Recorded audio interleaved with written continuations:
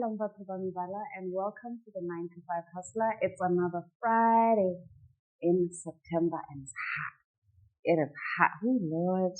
37 degrees, but I know that. But on the bright side, I have today a special guest for you, Edith Morena. Hi, Edith. Hi, Mebala. How are you? I am good, thank you. Okay. So you're here today because you have a day job. There's something you're doing from 8 to 5 every day. And then there's something you do after your day job as well on top of your 8 to 5. There's a 6 to 10 year now.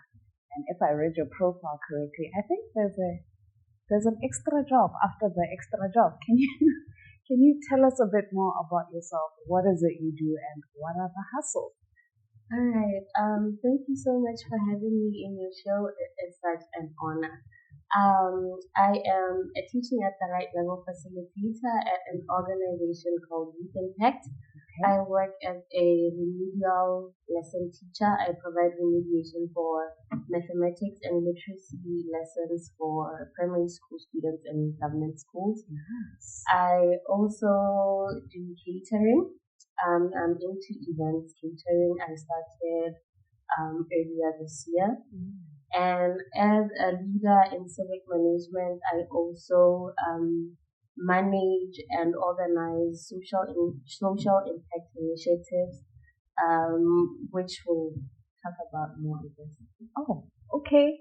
So technically you are what we'd call like the full idea of an entrepreneur. It's not one hustle that is bringing in any sort of additional income. You're doing a range of different things and getting experience, income, knowledge from all these different things. How did you end up facilitating like remedial lessons? I want to start there. How do you end up helping primary school kids to pass their, I guess, harder subjects?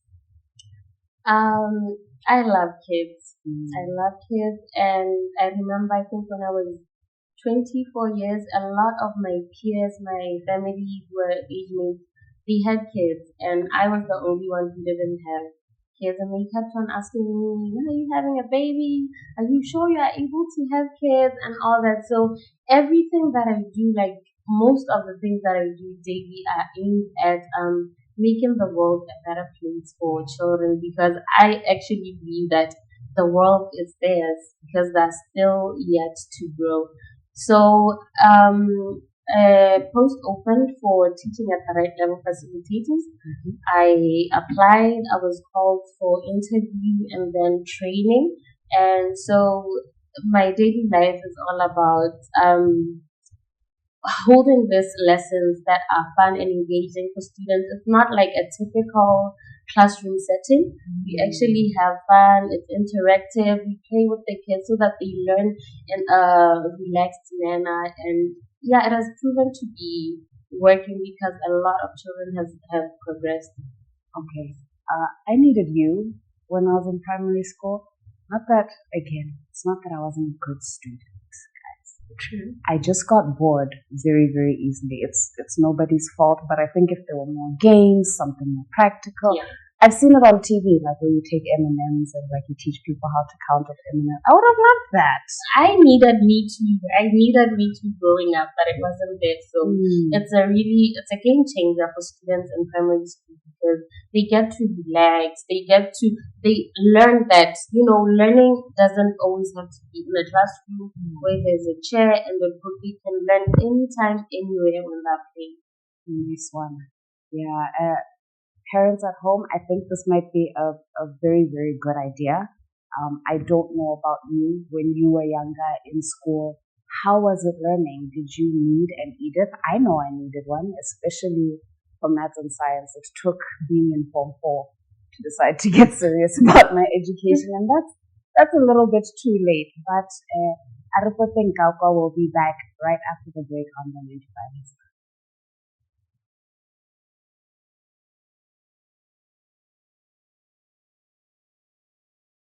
Welcome back to the 9 to 5 Hustler, and I am still here with Edith Morena.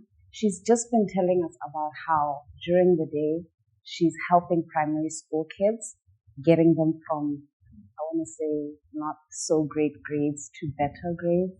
Because I can, specific.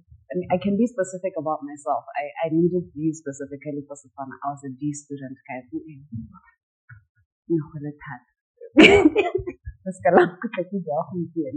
But then on top of that, you're into catering.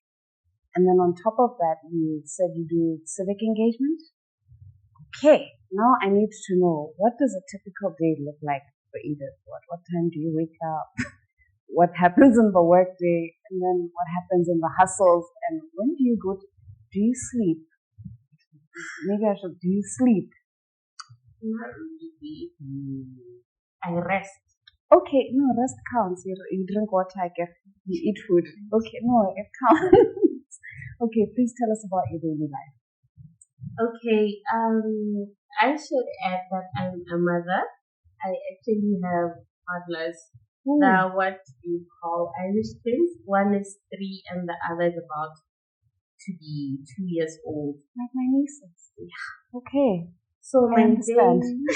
I understand. Yeah, so my day starts way early because I have to prepare them for school.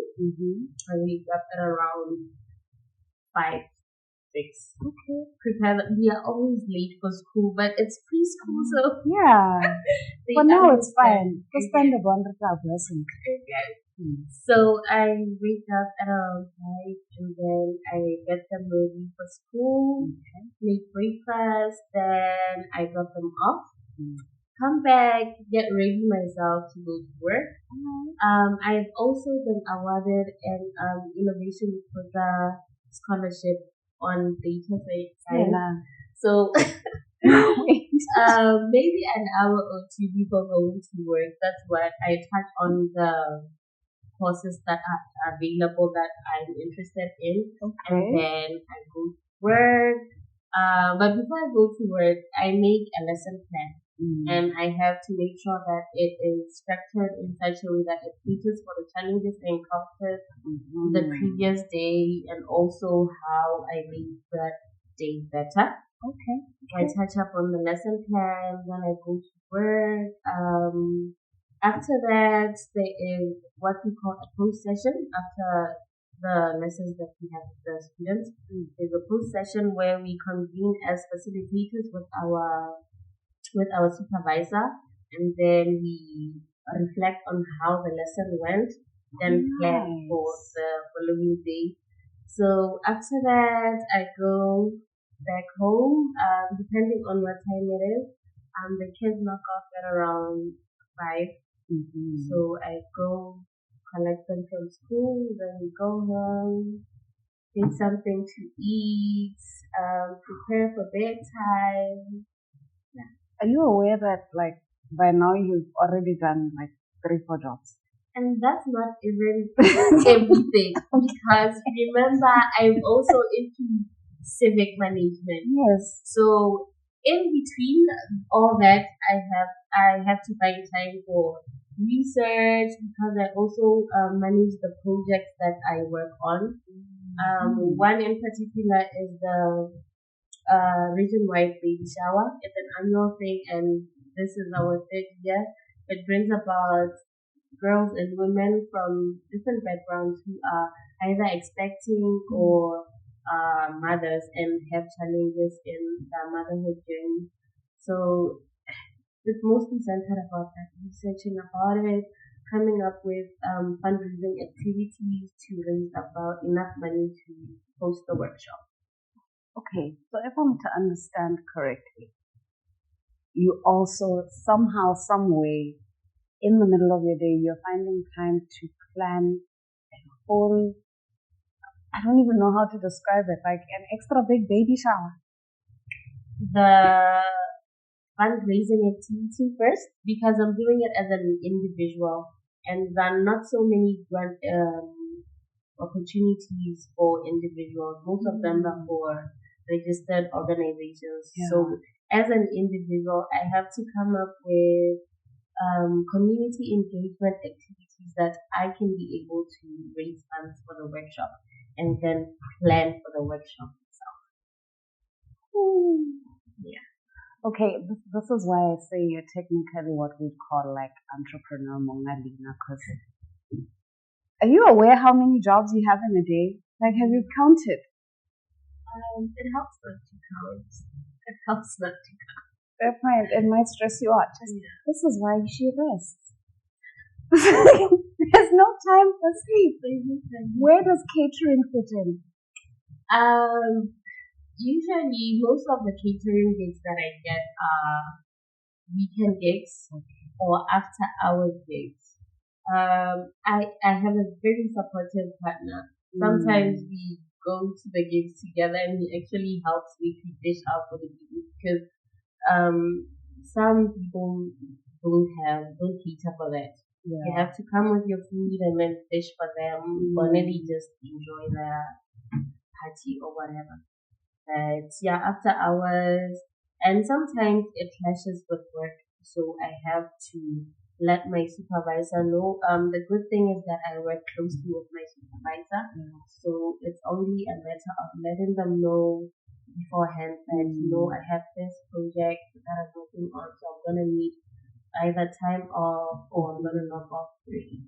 Okay. Shout out to the boss there because, I mean, there's a lot of toxic work environment. I'm pretty sure I've had a lot of people say they can't take certain opportunities because their boss isn't as understanding and no matter how much you deliver. So shout out to the boss. We like you. And my organization also, because I told you it's youth impact, right? Yeah, youth impact, it's all about empowering the youth and opening as much opportunities for the youth. Right? Yeah, okay. So would you say with this background, would teaching be something you would consider long term? Now that you've you've said you like kids, it seems like at least this is one of your passions. Not really. I majored in economics and psychology at the University of Botswana. So most of what I did was research, which is something I am very much interested into. I've taken jobs as an enumerator or data collector, but I want to go further into analyzing the data, data management. That's why I applied for this scholarship, innovation program, because I want to understand this innovative space, this artificial intelligence, just the world of technology. Wow. Okay, guys, I've just realized that like my guest is Wonder Woman or something, but please make your phone on YouTube because it's hot in the studio. We'll be right back on the 9 to 5 Hustler.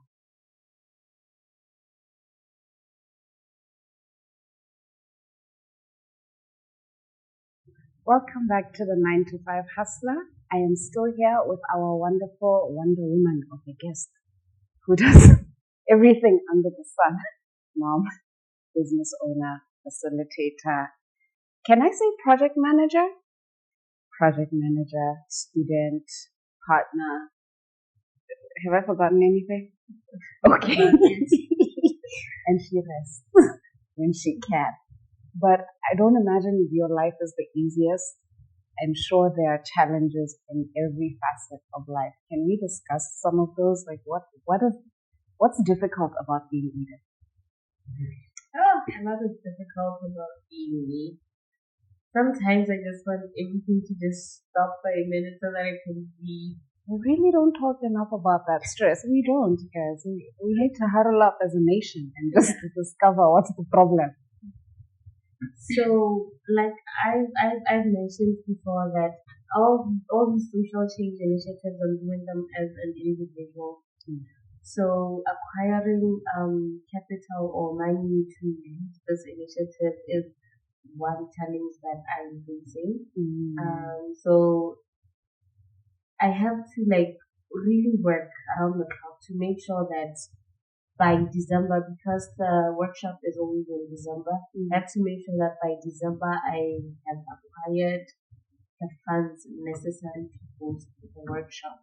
How much does it cost? Can I ask that? Maybe there's a funder somewhere. No, it actually depends. But the venue that I'm always using costs 500 kina. And then depending on, because I want to reach as much women as I possibly can. Last year we were able to reach about 25 women. So I'm anticipating more this year. So that means more because I also have to buy toiletries for donations. For pregnant women, I usually buy gift registry items for the babies that they usually take to the hospital. And then with women, I just buy the usual sanitary pads, so that. And with the business, like I said, I just started this year, so the business hasn't really reached break even. So I haven't been able to get an employee or other things. So most of the time I'm working on my own. Let me give you an example of this past Saturday. I was catering for a birthday party and my kids had diarrhea. My kids had diarrhea and I had to juggle cooking and taking care of them because, you know, when kids are not feeling well, they want money. They want money to be there. They don't want anyone else. They don't want to see money there and here. No, they want to be cuddled, and so I had to juggle that. And I was a little bit late, but I apologized and I gave them free dessert. So I guess I'll still retain the customer. I would really like it if that had been me. I'm such a sweet tooth, guys. I would have died if she brought me free dessert. I'll be honest and tell you, I'm not sure the kids would have had sweet treats. Wait, what was the dessert? It was fried Oreos. I made fried Oreos for the supermarket. Oh Lord, bless my soul. I just touched the mic by mistake because I'm thinking was it a kid's birthday party? No, it was, I think she was turning 40. And I was catering for 25 people, so a lot of cooking. If you ever throw me a 40th birthday, please, no Oreos because nobody will get dessert. Quite unfortunately. Y'all will find me in the back of the house. Okay, what about in the 9 to 5 hustle? Where are the problems there? Usually it's with the students. Because, you know, sometimes students are not cooperative. And you can imagine I'm coming from home with all that exhaustion from the morning match, getting kids ready for school and all that, and I'm coming to work and the kids don't want to cooperate. But it's something that it's catered for in a post session. We have post sessions for classes. And we learn we talk about these things about how to manage behavior, young one. And then also after the lessons, then that's when we also convene and talk about the challenges. So today the kids did 1, 2, 3, and I wasn't myself. And then we help each other get through the negative feelings and look forward to the following day. Okay, I like that. I'm not sure if I'm allowed to ask this question, but is that kind of support generally available in schools? Like, do teachers sit down and because I imagine, like, if we sit as a group and we all discuss the one kid who's struggling the most, I'm sure I notice something, you've noticed something, the next person will notice something, and we can figure out what the problem is. Yeah, unfortunately for the teachers in schools, I don't think they have that kind of support. Because I could come, we have like a term with one school, and then after that we move on to another school, then we move on to Hela. So like I could just come and then you find the teachers complaining about just one student, and nobody has done anything about that, and nobody has really taken it further to see what the problem might be. So I feel like Mebala like that support. And usually these kids, the little time you spend with them, you can see that there's an improvement in their behavior and how they relate with others and how they relate with teachers and Okay. Okay, I like that suggestion to educators. I think mainly principals, because I think they're responsible for hiring. I don't know, but educators, maybe we can consider sitting down and having regular conversations about our students. I'll say it for myself. I think some of my teachers would have been less frustrated with me, specifically my biology teacher. So sorry, Miss Mathis. I didn't mean to be a bad student, but I imagine if she had a conversation with my French teacher or my English teacher, she would have discovered I was acting out because I didn't have an outlet, and maybe I would have started passing biology before the final exam. Just a thought. And then in data, where are the challenges there? If we can just quickly look into like research, where are the real challenges? With data, you have to be like 100% honest, because you are collecting data that is going to help change the country ultimately. Because you don't want to go out and start lying. I talked to so and so, they said this and this. No, you have to be a very genuine person and very honest person. More so that when your employer says, okay, go to this household and ask about 1, 2, 3, you don't need to be there. So it takes dedication, because you have to actually go there. You have to build rapport with the household and make sure that they give you the information that you require. Yeah. Okay. Lots of integrity, lots of patience, and lots of perseverance. That sounds like a lot of the things you need to solve your daily challenges. But on the bright side, after the break, we're going to be discussing the successes, the achievements, the nice things that come with being Wonder Woman. 2 seconds, we'll be right back on the 9 to 5 Hustle.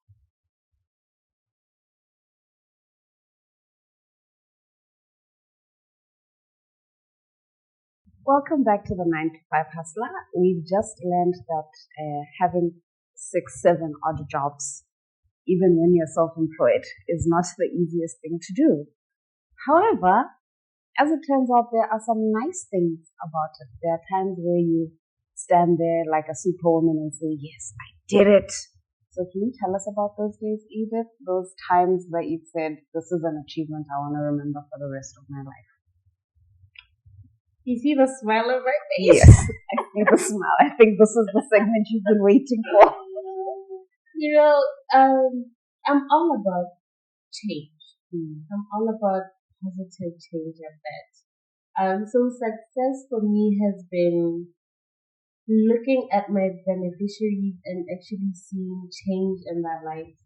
With work as a teaching at the right level facilitator, it's very fulfilling to see students moving up a lesson, moving up an operation, because I could get like, let's say 30 students, and most of them can't perform either subtraction or addition.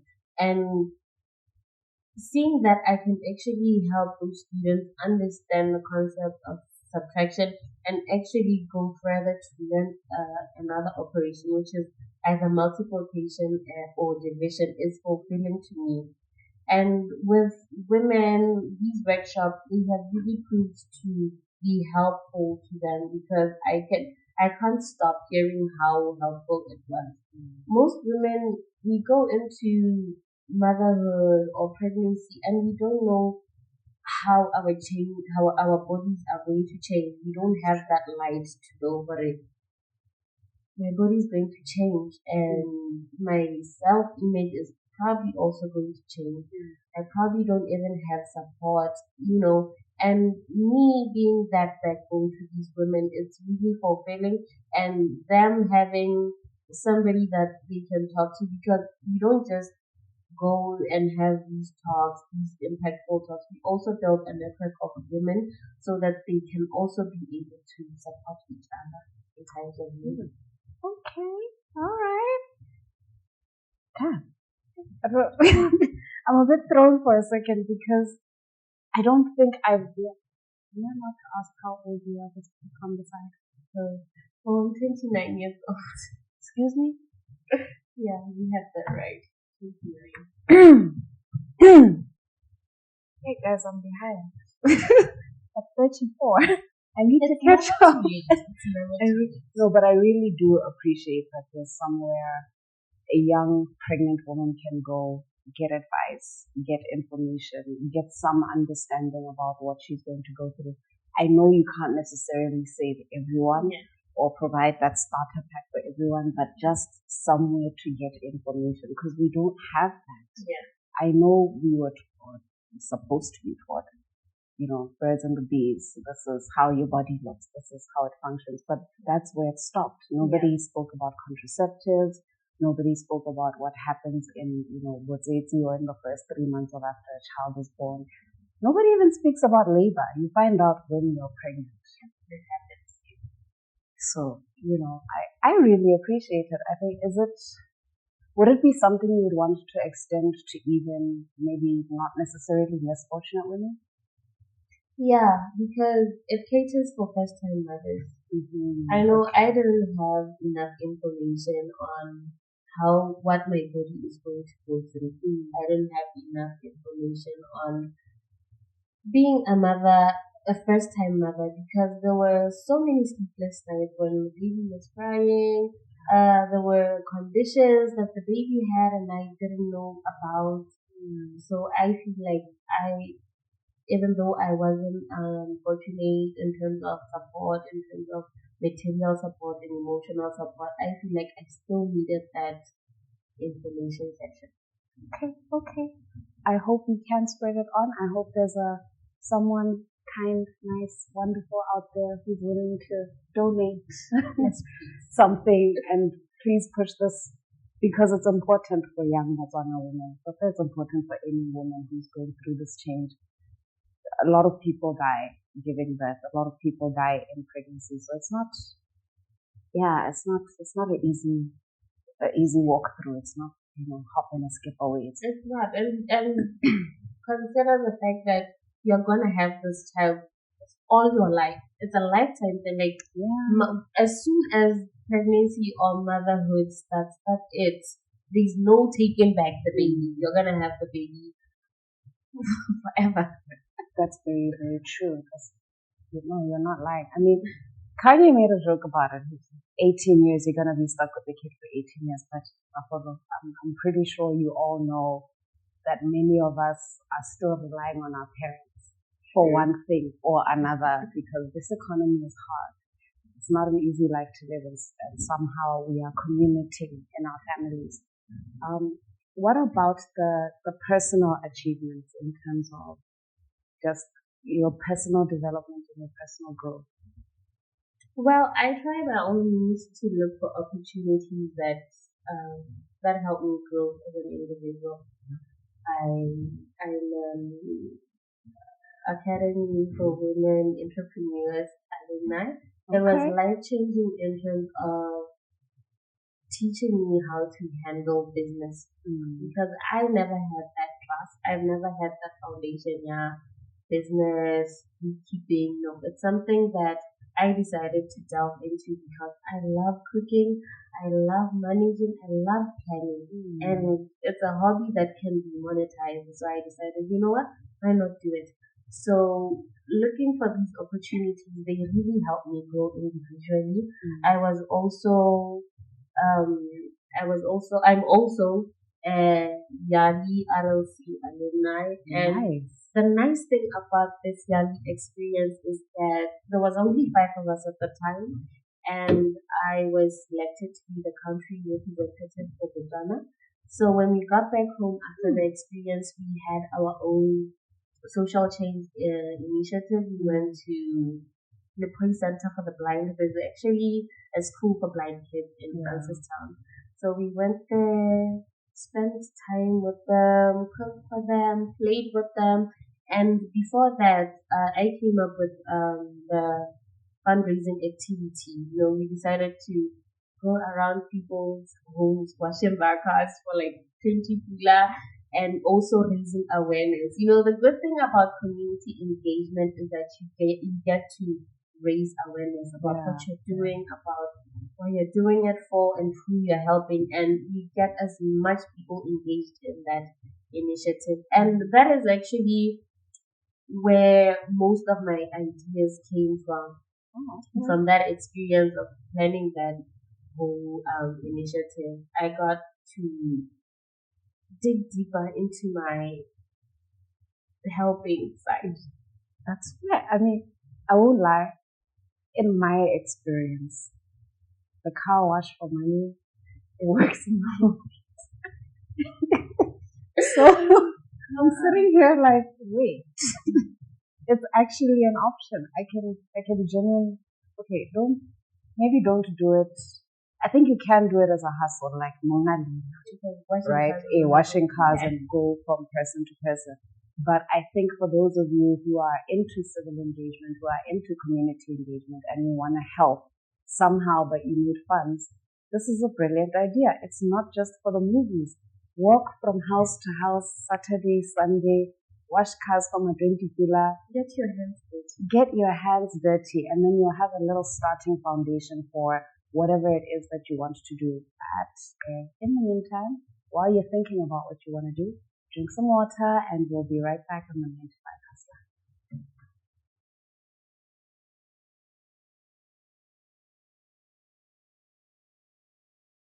Welcome to the very last segment for today, Mebala. I'm so sorry to do this to you.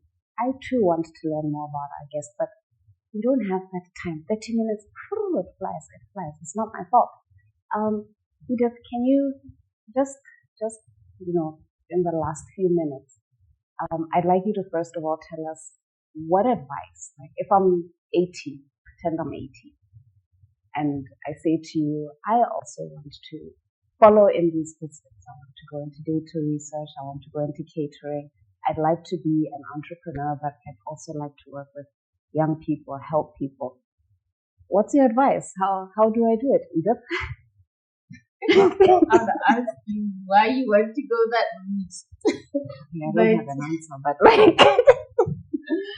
But you know, as individuals, we have those things that we love. We have those things that we are good at. And equally, we have our weaknesses. Yeah. So, what I would advise you is to capitalize on your strengths, what you're good at, and what you love. Focus on them. And also, don't let anyone or anything stop you from doing the things that you love. Because you are your only cheerleader, basically. Only you can push yourself or drive yourself to do the things that you love. That's true. That is not a lie. We don't. I'm pretty sure most of the most successful people had to push themselves. There were a lot of bad days. Yeah, because when bad days comes, when storms comes, you are always going to have to go back to the drawing board and ask yourself, why am I doing this? Yeah. And what the reason behind everything that we do will always be a pushing factor, depending on how strong it is or how viable it is.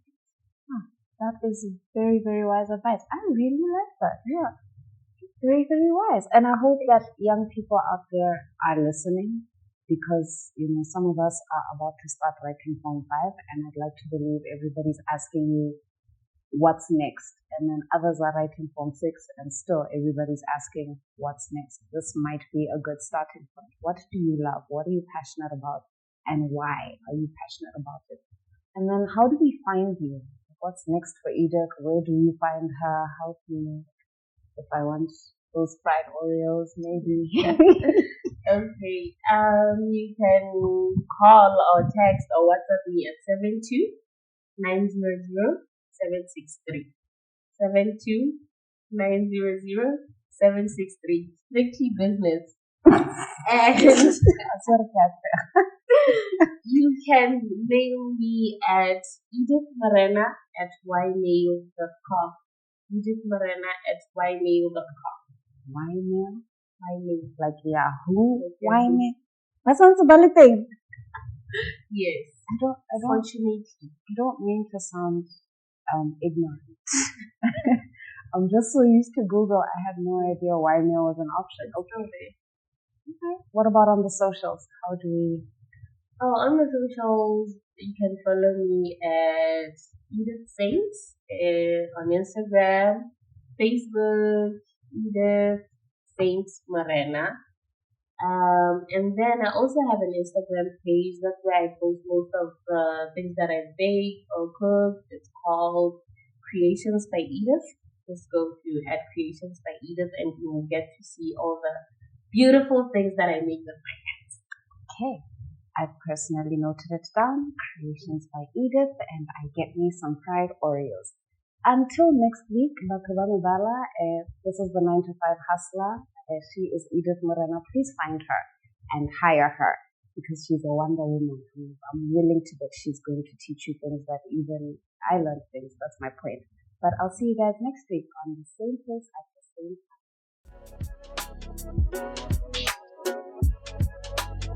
time.